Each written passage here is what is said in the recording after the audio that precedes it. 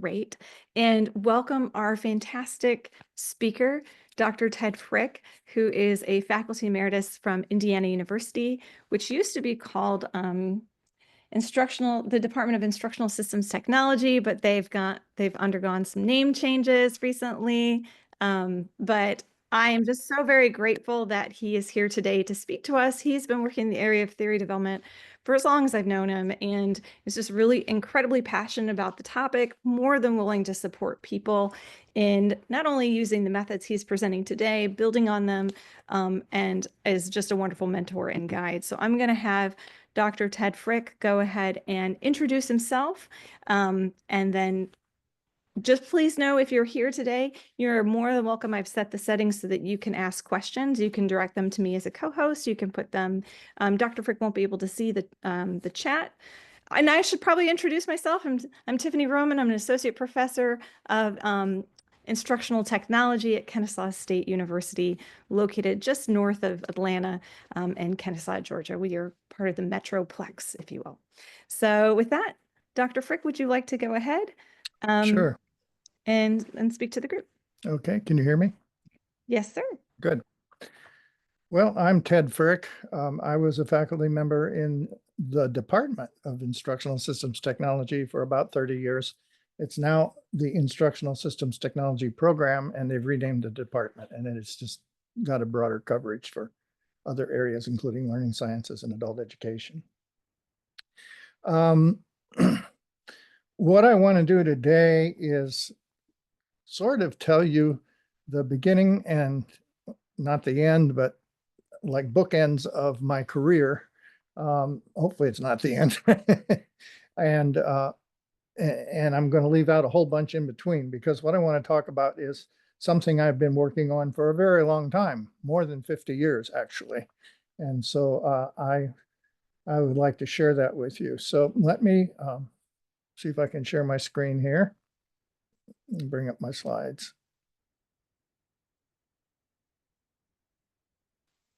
Okay. Are we seeing, oops. There, we seeing the first screen? Okay, good. I'm going to talk about a new way to connect instructional design theory with online learning outcomes today. And in particular, a methodology that I'm calling teaching and learning process analytics, or TALPA. One of the motivations for this is that for many, many years, there have been lots of instructional models or theories proposed.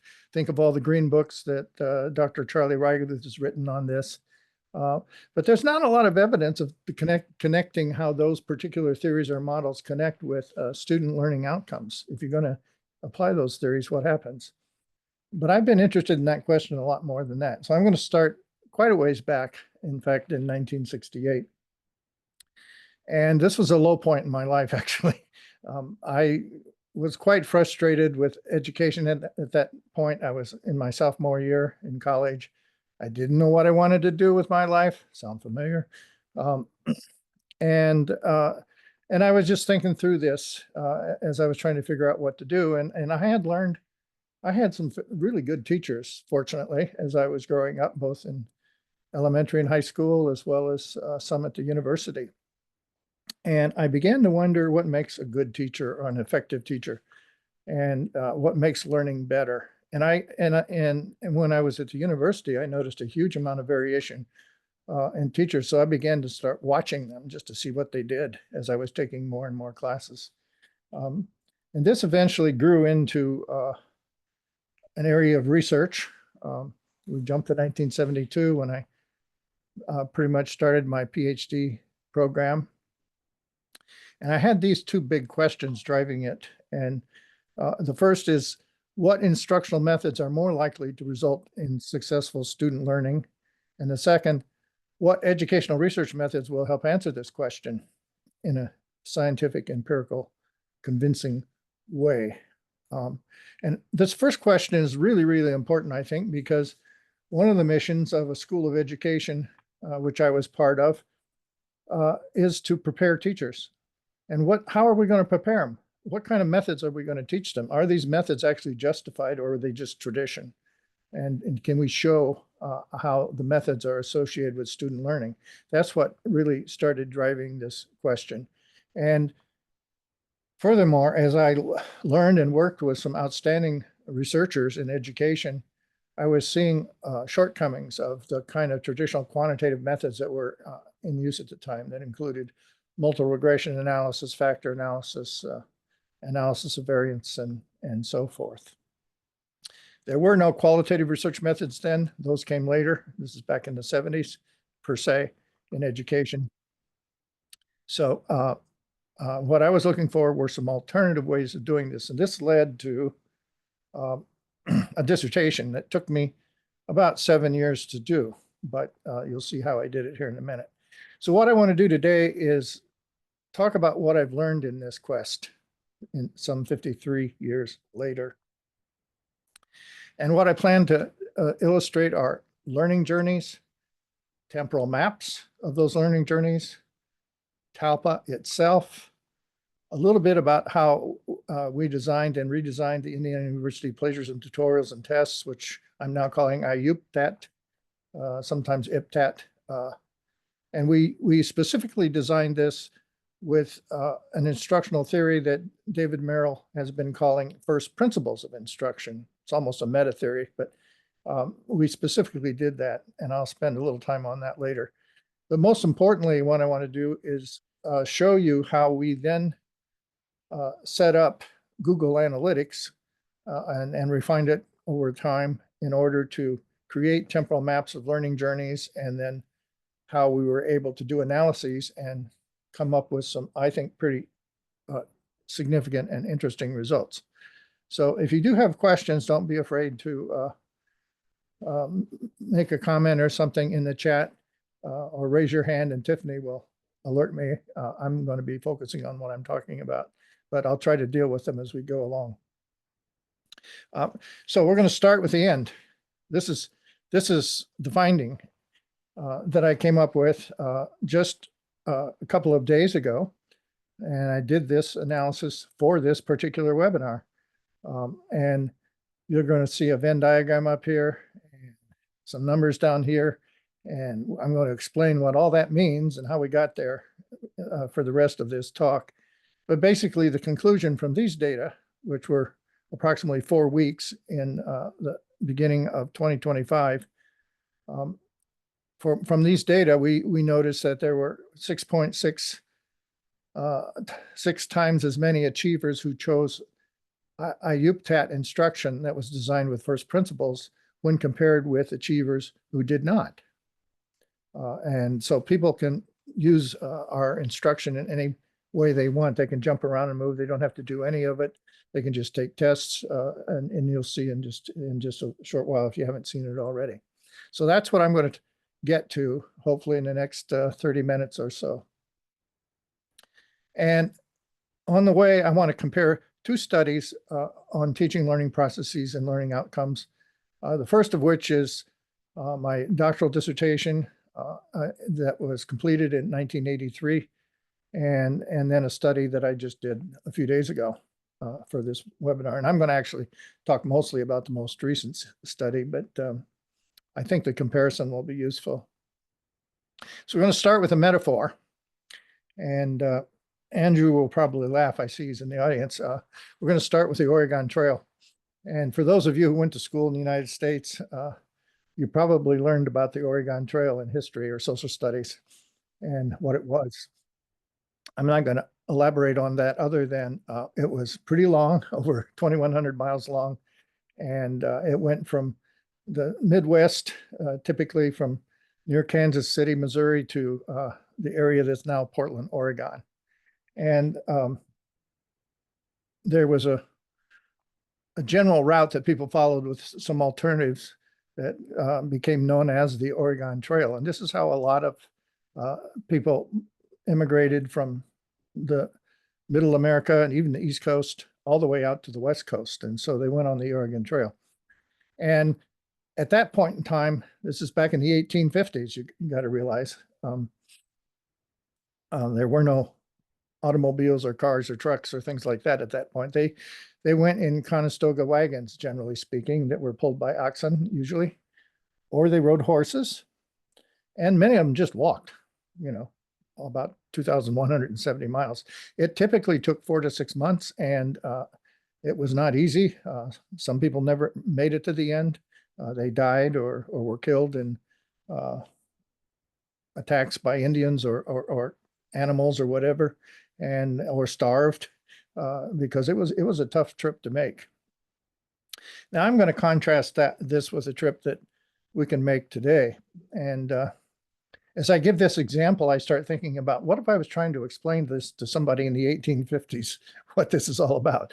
And sometimes I feel like that when I'm talking to educational researchers who are, in my opinion, still kind of buried in the past as far as ways of going about doing educational research. At any rate, nowadays, if we want to go from Kansas City to Portland, Oregon, all we got to do is whip out our smartphone and choose an app. In this case, I'm just illustrating Southwest Airlines because I often make this trip to Portland, not from Kansas City, but Indianapolis to go visit my son. So I'm familiar with it. At any rate, we go into the app and we reserve a trip for today from Kansas City, Missouri to PDX, the airport in Portland. We get on a plane. 5 or 6 hours later, we land in Portland. So we don't think much about this anymore. We just do, many of us can do this a lot and afford it. And we just don't think much about it. Whereas back in the 1800s, 1850, people were spending 4 to 6 months to get there. And here we can do it in a matter of a few hours. So things have changed. So I'm going to use this as a metaphor to compare what I did in 1983, the old Oregon Trail with the Conestoga wagons, with the study I did earlier this week with some modern analytic tools. And just, I'm going to touch on this very, very briefly. This is not the metaphor anymore. This is for real. On 1983, we were using Tandy Radio Shack computers, Model 2 and Model 3 at that point in time. I didn't own one. I just used one at the research center that was available to me. And a mini computer made by a company that no longer exists, Digital Equipment Corporation, a VAX 11780, that was a time-shared computer with up to 100 users at a time at IU. That's what we had to work with back then. Compared to today, the picture on the right here, there's this is an example of a data center. And there are quite a few of these around the world now, and there are more and more being built where there are literally thousands of computers in these racks that are being cooled and kept running by a lot of electricity. And that's what we call the cloud computing. And that now gives us opportunities to do things that we could not do years and years ago. And so these computers are being used by literally millions of users through the internet. Now, both of these studies use variants of analysis of patterns in time, which is the fundamental concept behind this. I'm not going to talk about that today as much as I just want to give you some quick examples, and I can point you to references you can read later about those things. But what's important is that they both provide fairly strong empirical evidence to show the connections between what teachers or instructors are doing and student outcomes, whether they're engaged and if they're achieving or learning something. And both of these approaches, the one in 1983 and now, we can come up with results that you cannot get through traditional quantitative measurement and statistical analysis. You just can't do it because of the way things are measured in those models versus how we measure them here with temporal maps. So I'm going to compare the two then and now very quickly here, just to show you a few contrasts and also illustrate a couple of points. So overall findings. In 1983, what I found was that students were engaged or on task 97% of the time, when direct instruction was occurring. And they were only engaged 57% of the time when non-direct instruction was occurring. And this was in learning mathematics and in reading activities in elementary school. Today's findings were that students who chose any instruction that was designed with first principles were about 6.6 times more likely to be achievers than were students who did not choose any FPI designed instruction. FPI is first principles of instruction. So these are the basic findings, and they're based on empirical data that's pretty well justified. Some big differences, though. In 1983, I was able to study 25 students located in central Indiana schools, elementary schools. Whereas earlier this week, from the last 4 weeks, we had over 13,000 students using our IU plagiarism tutorials and tests in 122 different countries, by the way. So the number of learning journeys observed was quite different between 1983 and now. Context was also quite different. In 83, these were kids in elementary school classrooms. It was in person or face-to-face. Whereas now we're talking about with the IUPTAT online or distance learning through the internet. Data were collected in 1981 and 82, the fall and spring semesters, over a period of about 32 weeks. Whereas the study I just did was over pretty much this month, 4 weeks from the end of December until the 25th, when I actually finished this particular study. The content to be learned, math and reading in 83, and for the present study, it's recognizing plagiarism and taking certification tests. The who and where, these were mildly disabled or mildly handicapped children in central Indiana elementary school. And for people doing the IU plagiarism tutorials and tests, approximately, these are all adults. 91% or so are undergraduate and graduate students in college. But we have also about 9% who are in high school, advanced levels of high school. Typically, they're junior and senior years, although we've had middle school students even take this from time to time. Now, here's where the big differences are, and this has to do with how we're coding of learning journeys, and that is how are we capturing our data. In 1983, we had trained classroom observers using an observation system that was called Academic Learning Time Observation System, or ALTOS. Whereas right now, let me get a pointer here.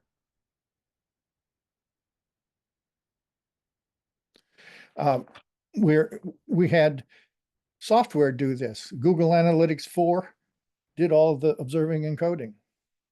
We didn't have to train anybody. We just had to teach Google Analytics how to do this, and it was really pretty easy.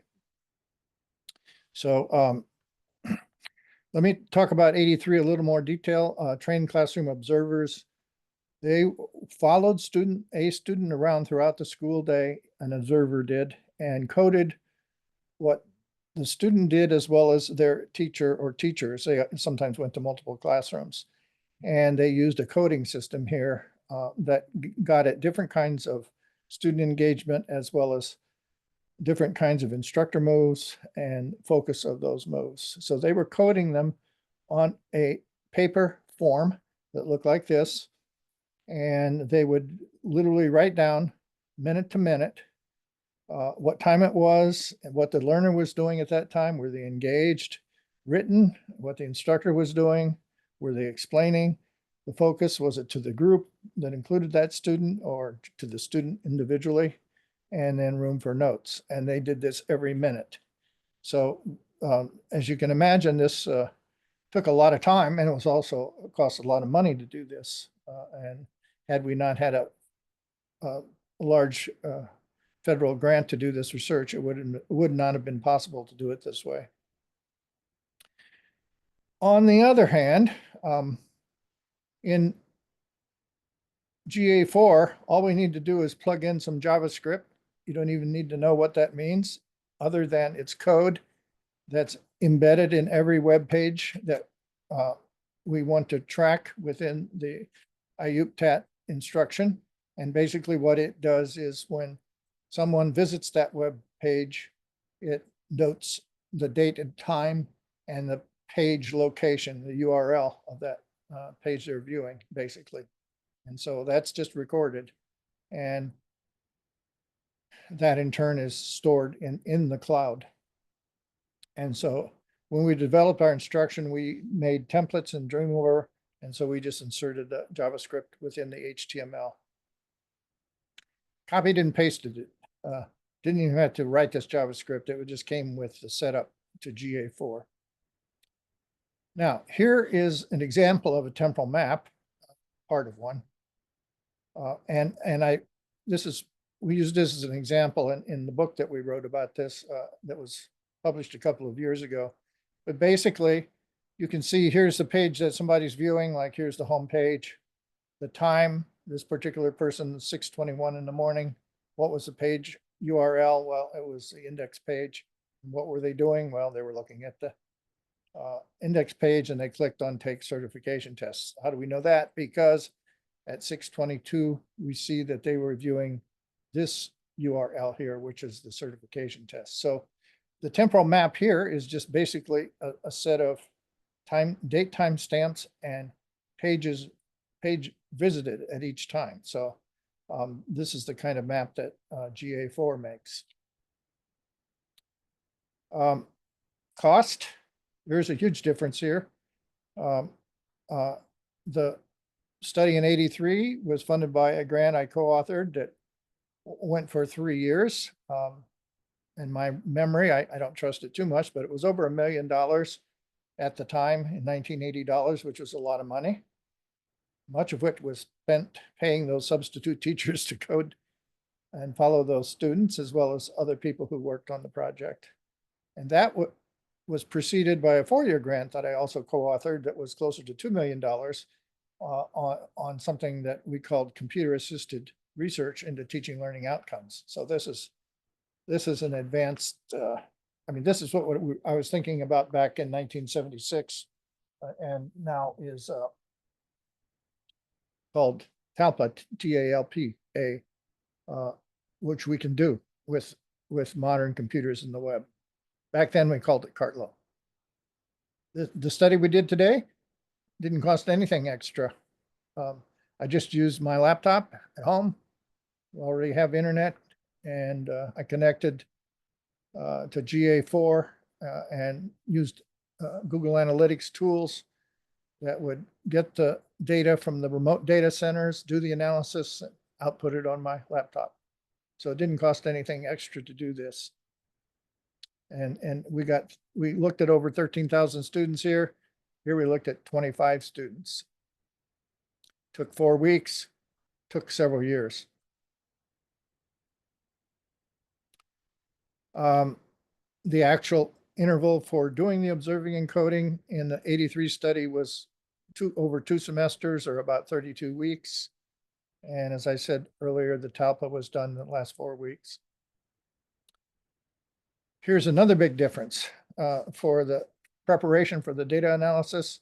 We had all those paper and pencil coding forms, and they had to get put into a computer in a proper format so that we could do the analysis. And writing that software, which I did on a TRS-80 Model 2 computer, I still remember. And then once it was developed, we had a secretary and some other staff who would enter by hand all of those codes off of those paper and pencil forms. And we had close to 16,000 rows of codes that were entered by hand. And so there's a lot of labor involved there. Whereas I spent not more than a few days defining key events in GA4 and segments needed for the overlap analysis. So no software development was needed on this one, and no data entry was needed. So That's the big savings of having this automated coding done on the computer compared to having humans doing it. Not that humans can't, it's just a lot more expensive in terms of time and uh, and then time putting that data onto a computer. Although nowadays, if you had a human observer, they would probably be carrying a tablet in as they were coding in the classroom, or even a smartphone. You could do it. Back then, we had clipboards and paper and pencils. Doing each analysis, actually, there's not much difference here other than the equipment. Back in '83, we were using something called SIR, the Scientific Information Retrieval System, and we did this on IU, VAX mini computer, and SPSS2 on that. Each run was rather short, didn't take very long. Here, for now, we're using GA4 Explore tools, and each one of these analyses took a few seconds, and we'll probably be able to do a few of these a little bit later here today. Here's the results summarized for '83 in the red box there. I'm not going to discuss them other than you can see that engagement when direct instruction was occurring was quite high, around 97%, compared to 57% when non-direct instruction was occurring. These results I had already explained a few minutes ago. As far as generalizability, relatively narrow. Central Indiana, mildly disabled children, but it was consistent with prior research on academic learning time that we based our study on. Whereas the generalizability of the current findings is worldwide, adults. The range of age is from 14 to 70 or more years old, although most of them are usually between about 17 and 28 or 30 when we consider undergraduate and graduate students at universities. Now, this part I'm going to go over pretty quickly because you can go look at the IUPTAT, and we've written a number of articles about this, so I'm not going to spend much time on this. But what we did in 2015 is we redesigned the plagiarism tutorials and tests. We had an earlier design from 2002 that we had been using, and we changed it in 2015 to make it better. And we used first principles of instruction as a design theory. And if you're not familiar with these, they were developed by David Merrill as a summary of principles that he found were in most instructional theories and models that he had looked at that had shown success in the past. So they center on authentic or real-world problems, activation, demonstration, application, and then integration. These are the 5 principles, and we used them to redesign the plagiarism tutorials and tests. And that new design went into effect on January the 2nd, 2016, and it's been ongoing. It's been down very few hours that whole period of time, going on 9 years now.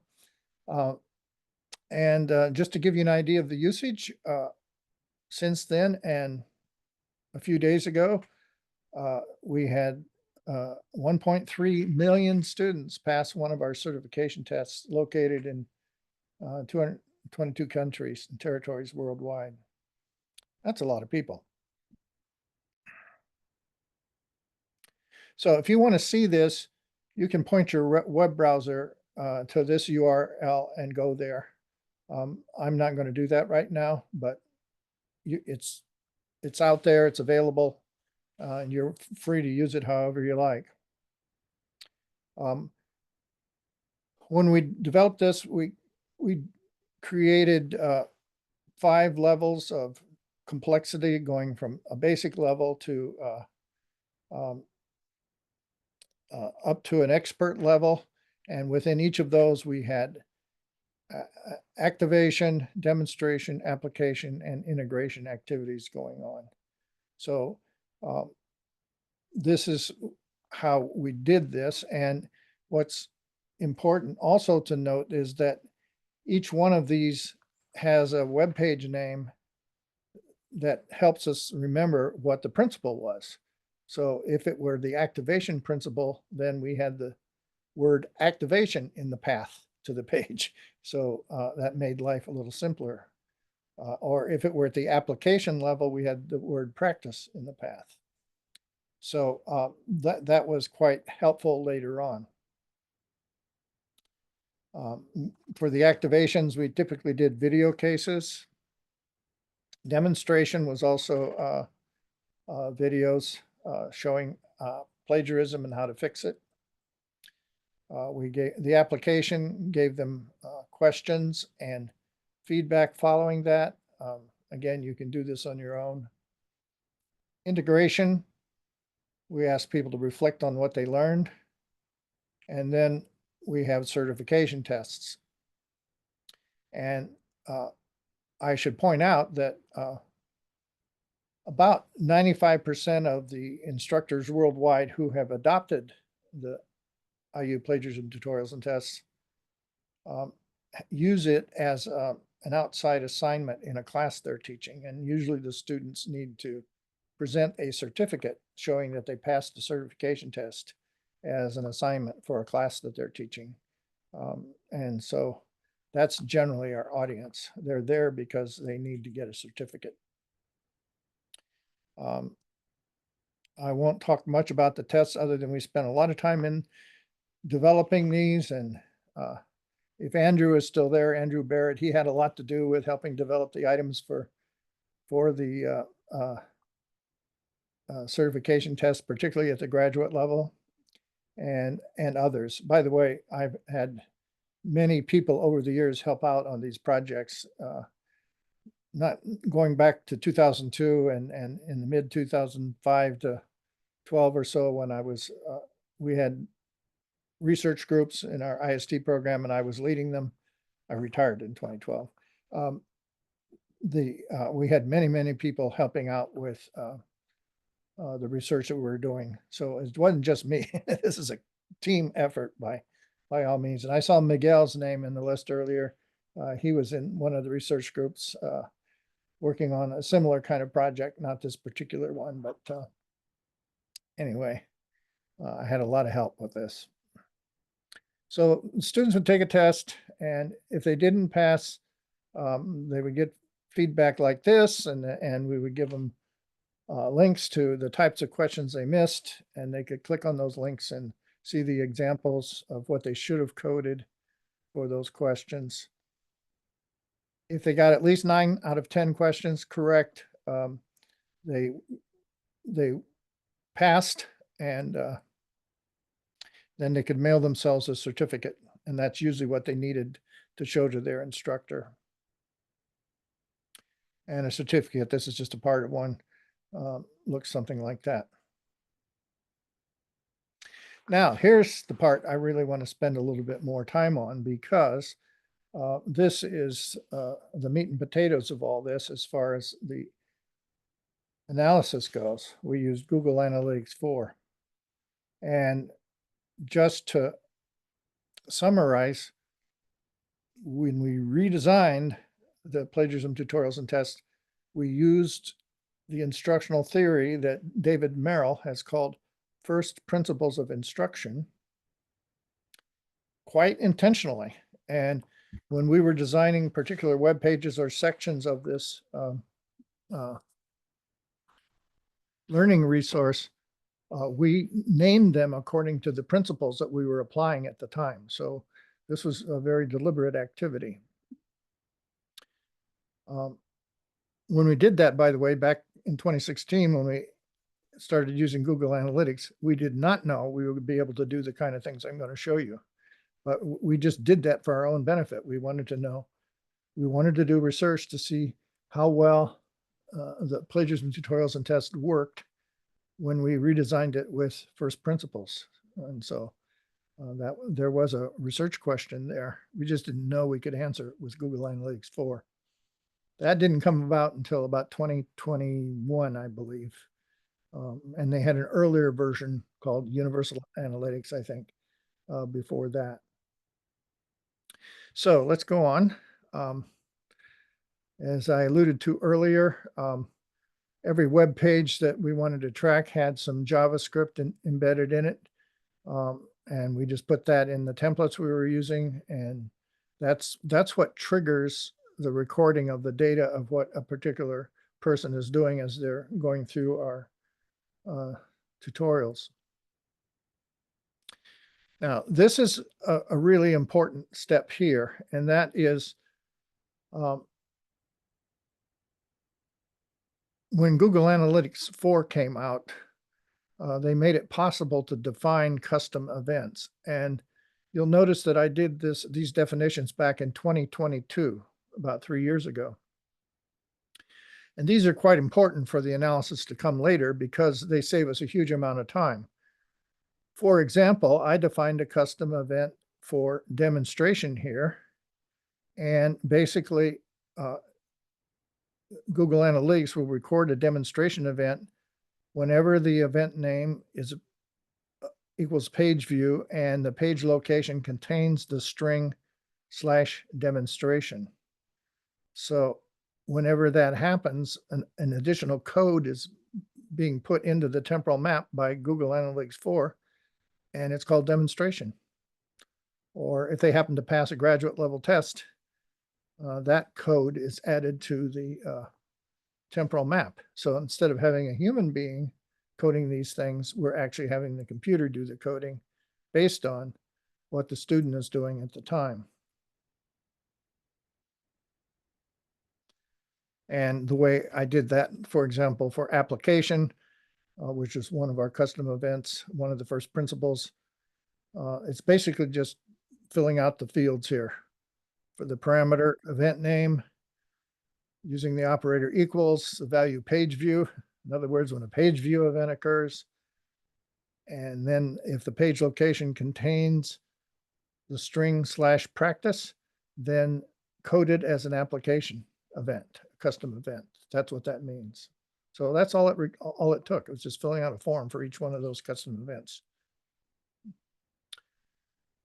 Here's a tiny portion of a temporal map kept by Google Analytics. And you can notice then in the temporal map, all the custom events are blue flagged, like there's one for application, here's one for test feedback at the undergrad level, and here's one for passing the test at the undergraduate level.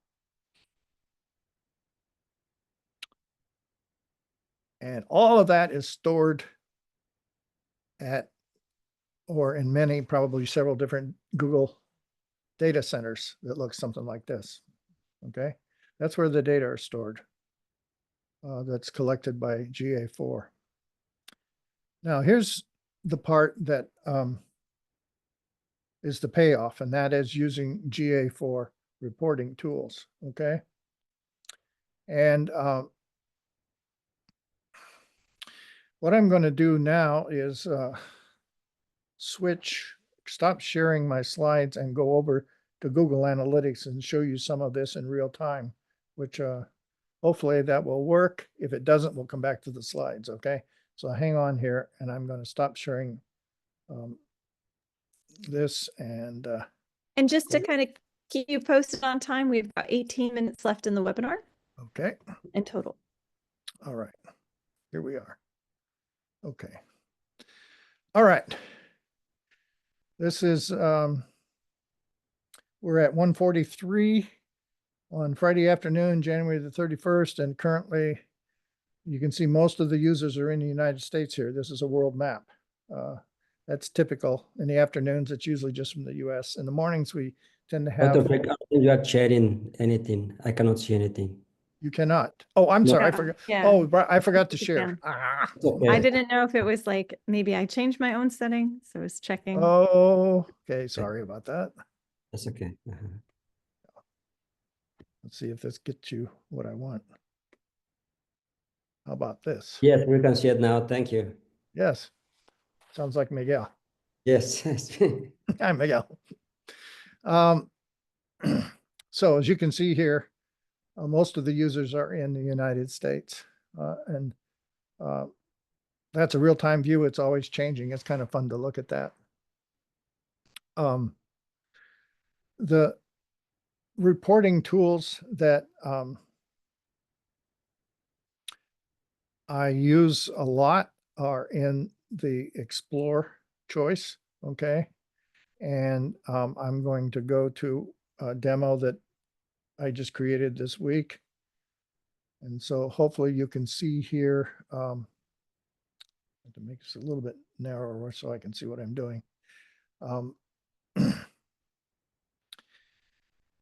And so this is an example of an analysis, okay? What I had done was earlier I had created what are called segments for achievers and or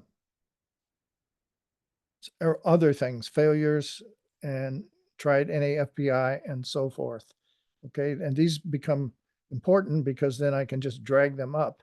So let's just start over with this and see if we can do another kind of analysis on the spot here, okay? So instead of the last 28 days, let's change it to the last 7 days. All right, we'll go ahead and apply that.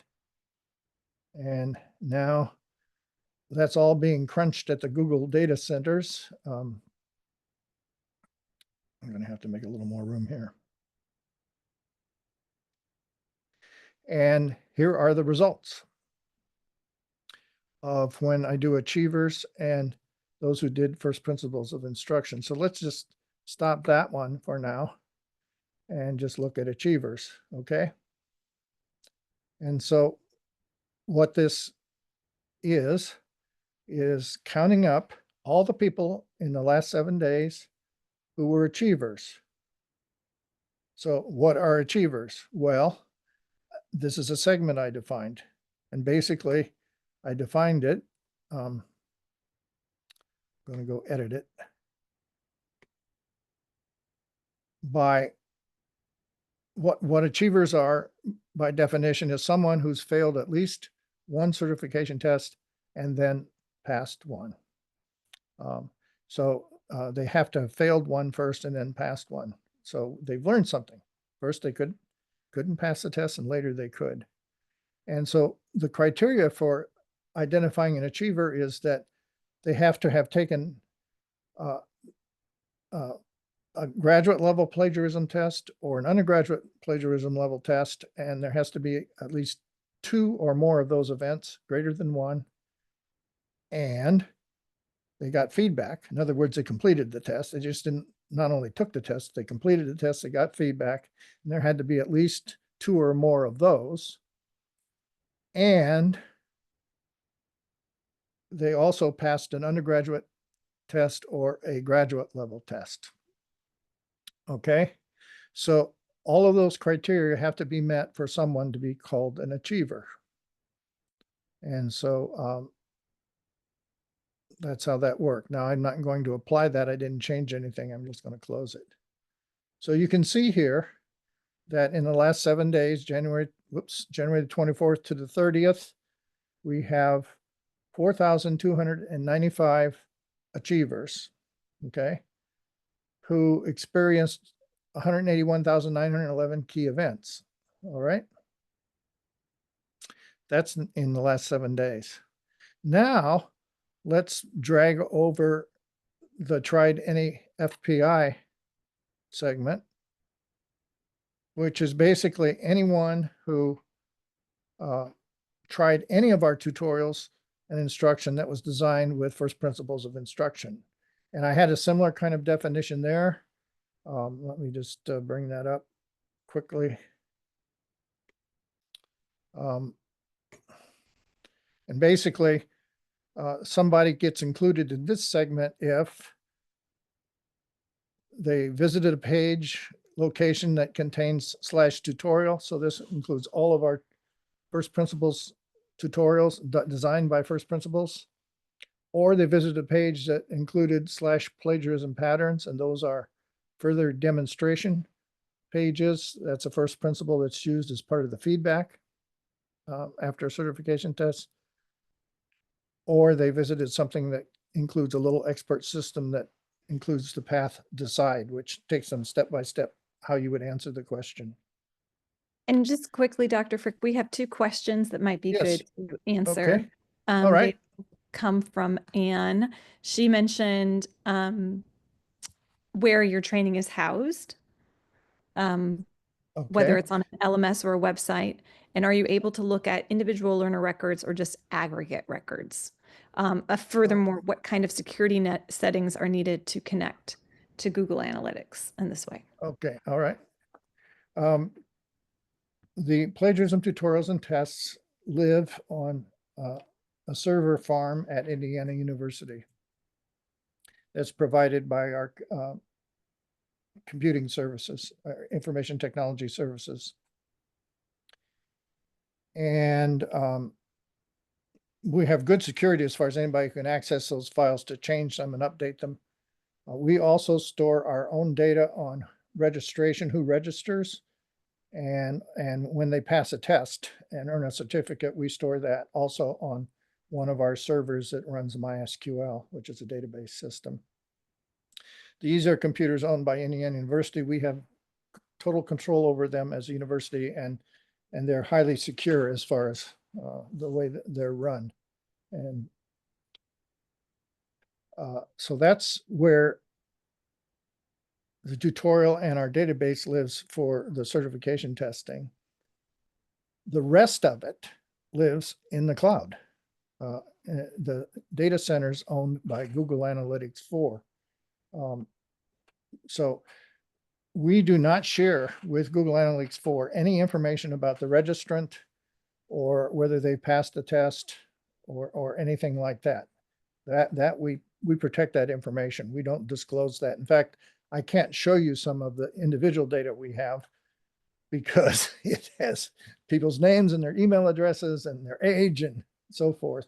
I can't show that to you because we promised not to. So we have access to that ourselves, but I can't share that with you here in a public setting online. So that's the data that we own at IU, and Google Analytics 4, the data they collect, lives on their data in their data centers. And that's the kind of data I was showing you where it stores the temporal maps that include the sequence of all the events and the date time stamps of when those events occurred. That's stored there. But what's not stored there is whether or not they passed the certification test. The Google Analytics doesn't know their name and the other information that they entered when they registered. So we keep all that separate from there. So within Google Analytics, I'll come back here. If we want to look at a particular user, we can use a tool called User Explorer. And we can actually go find their temporal map and look at all of the events that occurred from the beginning to the end of their learning journey for that particular user. Again, I don't feel comfortable sharing that with you right now because there is some identifying information there, like the city or town where they lived and of course what they actually did, but there's nothing about their name or email address or but you would know if they passed the test or not because it's the event called pass test GR or pass test UG would have been recorded if I showed it to you.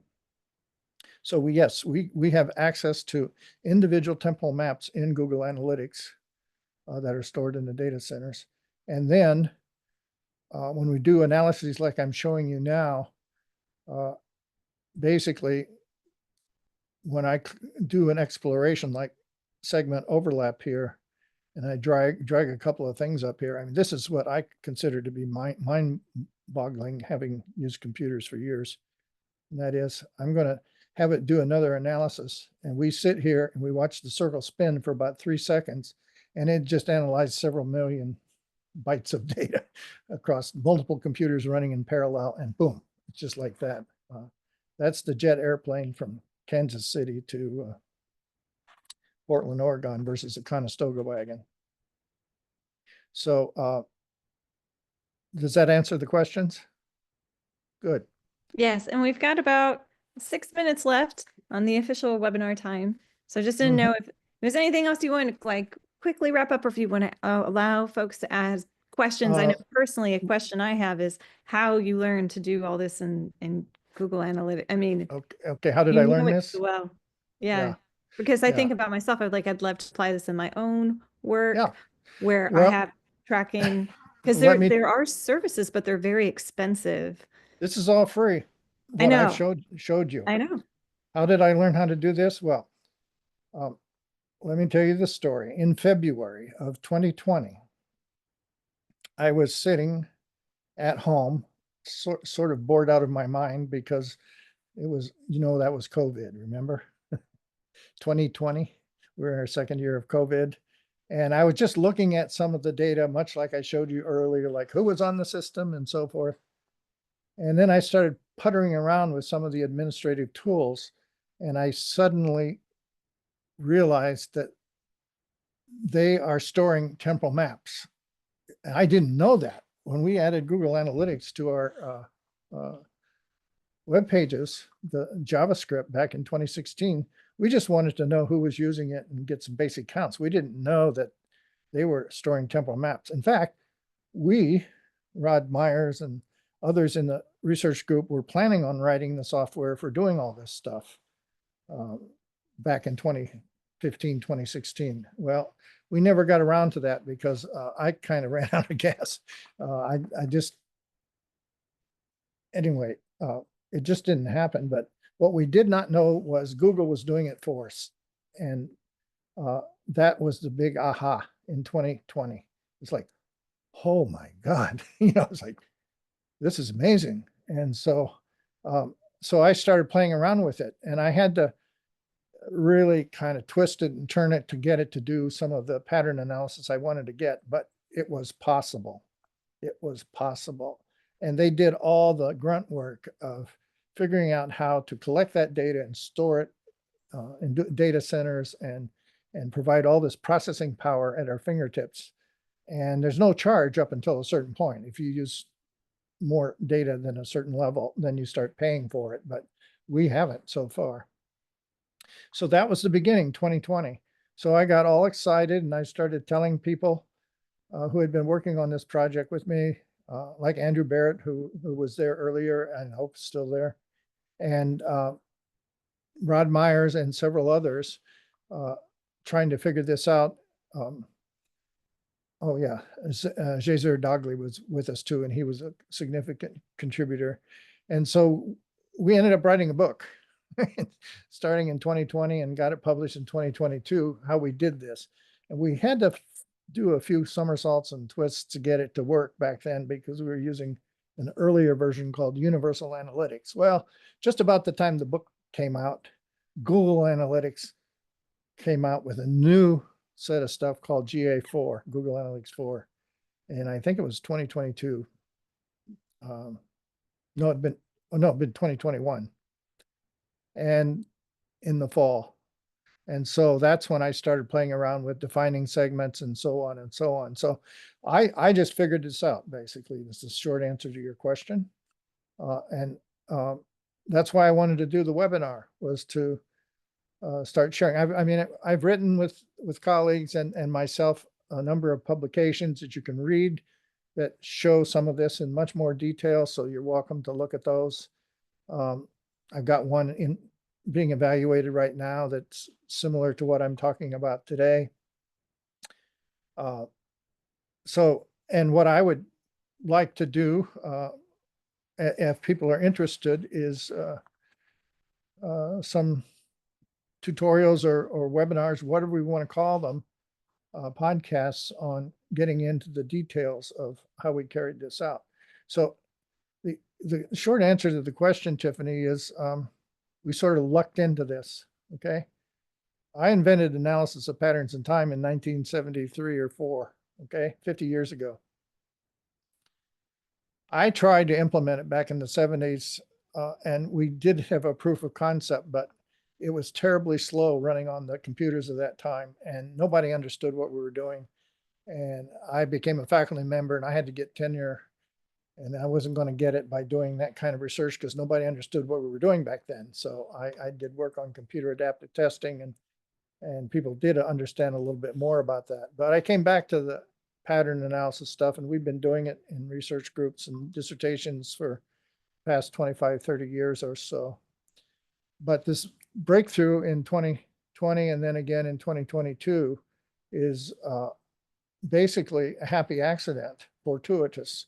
And so I didn't know you could do this stuff with Google Analytics until we got in there. And so what was driving it from my end was, I know how to do pattern analysis. I've written software to do this sort of stuff, but I couldn't do it at that scale. And I just didn't have the resources. And so they did, and this is used now by big business, Google Analytics, who pay for it, doing all kinds of stuff. One of the early groups was that did this kind of analysis was Major League Baseball back in the late 1990s. And they made a movie about this called Moneyball. Moneyball. Yeah, Moneyball. Yeah. There's a And we book have, about this. And just so you know, oh, so they're now using it, Major League Baseball and professional football and other sports. They're using Google Analytics, doing the kind of stuff that I'm showing you in order. That's how they do their game plans and figure out, make decisions for who's going to play where and how they do their defense and who pitches and should we try to steal a base and all of that kind of stuff. They use their analytics. You hear sportcasters talking about that all the time. Okay, well, why not use this for education? Okay, right. instead Well, of and go ahead. sorry to interrupt. I know it's 2 o'clock, so we may have some participants drop off, and that's totally okay. I think there were just 2 quick questions that I did want to bring up from the chat.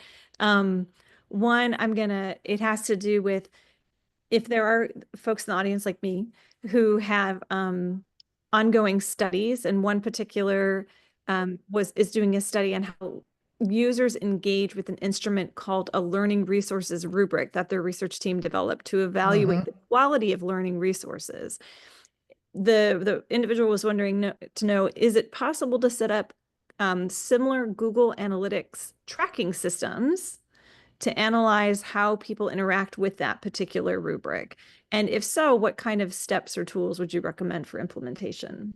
Well, how are they going to do the coding? I mean, if you're going to observe somebody using the rubric, how would they do that? I think that was the question that they want to do it, but they're not exactly sure how to go about it. Okay, well, yeah, we took advantage here with the plagiarism tutorials and tests. That all happened to be online. So we had a head start on this. I mean, it was all there. We developed it. A lot of people developed it. It was a lot of work to get it there. And so all we did was add that JavaScript code, and Google Analytics started collecting all this data for us and provided us the tools to do the analysis. So it's probably really someone having access to the code wherever the thing, their well, object. Here's what I would do if it were 1983, okay, and we really wanted our observers to go out into the classroom and track students and their engagement and all that sort of thing, like they did back in 1981 and 82. What I would do would be to build a little website, and I would have a page on the website for each one of the things I wanted to track, like engaged written or teacher explanation or whatever. And then what I would do would be carry my little iPad around, and I would visit my coding website. The website now is just the pages that are the codes I'm going to use for doing the analysis. And so if I see that the student that I'm tracking is engaged written, I just click on that web page on my menu, and that triggers the Google Analytics to store that code in the cloud, okay? And I just keep coding on my tablet. So I'm the observer. I'm looking at what's going on in the classroom in real time, and I'm deciding whether this kind of event is occurring or that kind of event is occurring based on what I'm studying. And I just use then a small website that I've developed as a coding system. And that when I touch or click on a page, it's going to trigger the JavaScript just like it does now with IU plagiarism tutorials and tests, and it gets stored. So that's how I would do this if I had a human observer coding. Okay, so people who do qualitative research, for example, and they want to do coding of the raw data or notes or whatever that they've collected, they could do a similar kind of strategy, and then they would later have the ability to use some of the analytic tools for counting things up. I mean, that's the power, Yeah, is the counting. very much so. Well, I know we're kind of narrowing down on our participants that we have left here today since we're past time, but I know I would like to give you a big round of applause for thank you for presenting on this today. This is really useful to my work.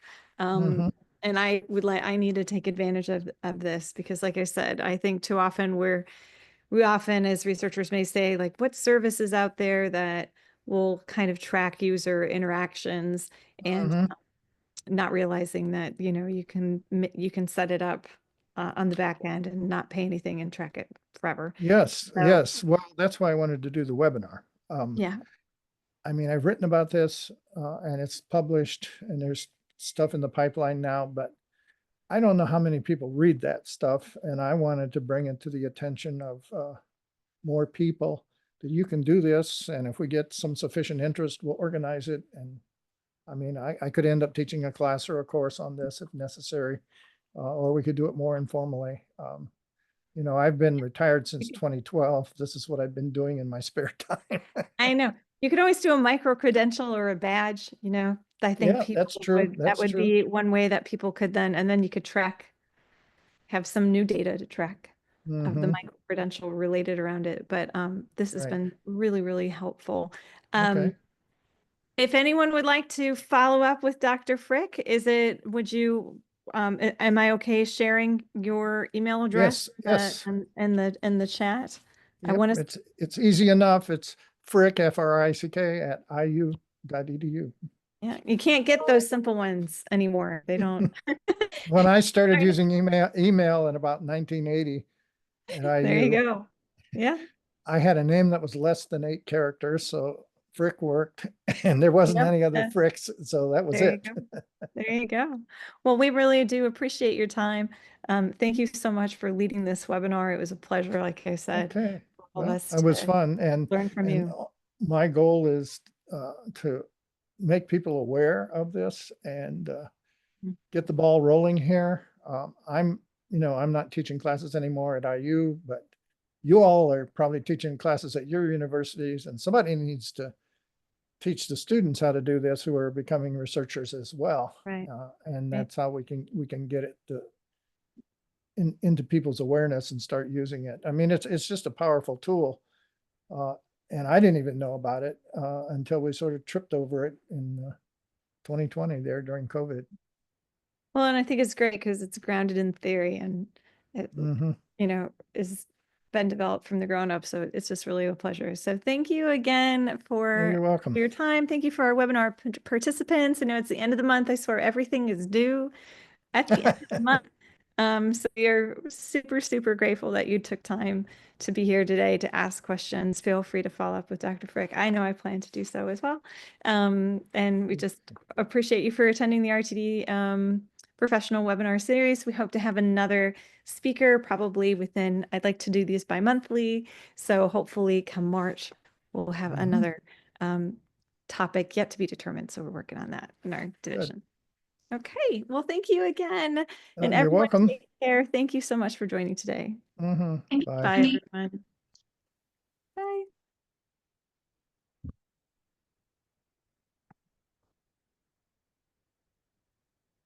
Great. And I'm actually, Dr. Frick, very sincere. I have a website. I have a website I developed. I have ownership over the code, but I'm not using, I stopped the recording, but I don't have Google Analytics set up with it, but I definitely want to track how little people use it. So